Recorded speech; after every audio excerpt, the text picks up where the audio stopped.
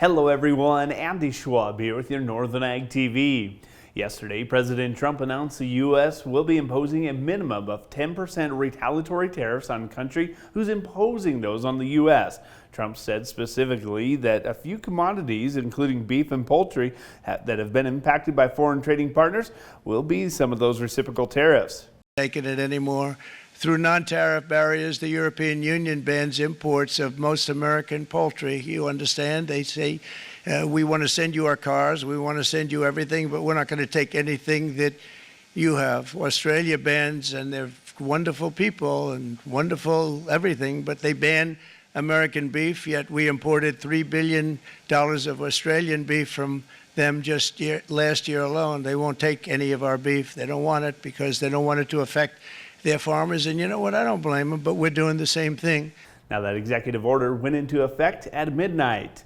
Well, the Wyoming Livestock Board and the Utah Department of Agriculture and Food have agreed to allow brands on cattle to be used as official identification for cattle moving between Utah and Wyoming. The agreement is in response to the changes in official identification requirements by the USDA.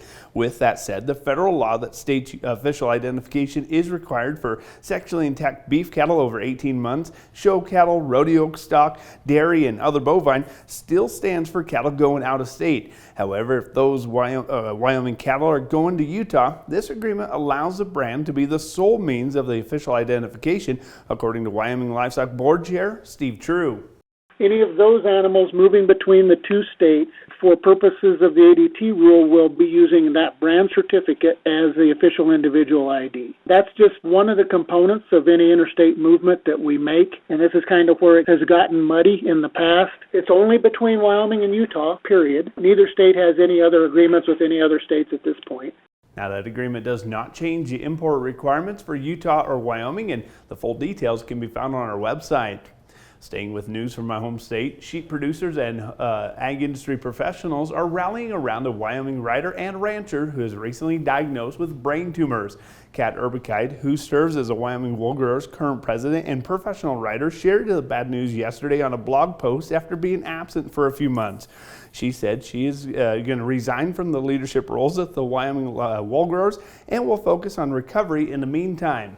A GoFundMe account has been set up to help Kat and the Urbigkit family navigate the financial burdens during this time, and the details also can be found at northernag.net. Well, we need to take a quick break, but we're going to come back and look at some of your ag markets right after this. From the beginning, we've worked closely with farmers. BNSF's ties to the agricultural community go back 175 years. Together, we've innovated to make the U.S. agriculture supply chain one of the most efficient and productive in the world. Our strong relationship powers BNSF still today and helps us move the nation like no one else can. At BNSF, we move the nation for you. Talking with someone that you know is stressed out, those are difficult things to approach, but if you're good friends with those people, reach out and say, I'm here to talk to you. We can find somewhere to get some assistance. It's hard to get involved, but at the same time, you want to just say, hey, there is help available.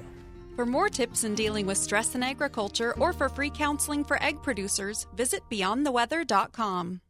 Well, cattle futures finished hump day on a strong note despite some uncertainty in the short-term economic issues.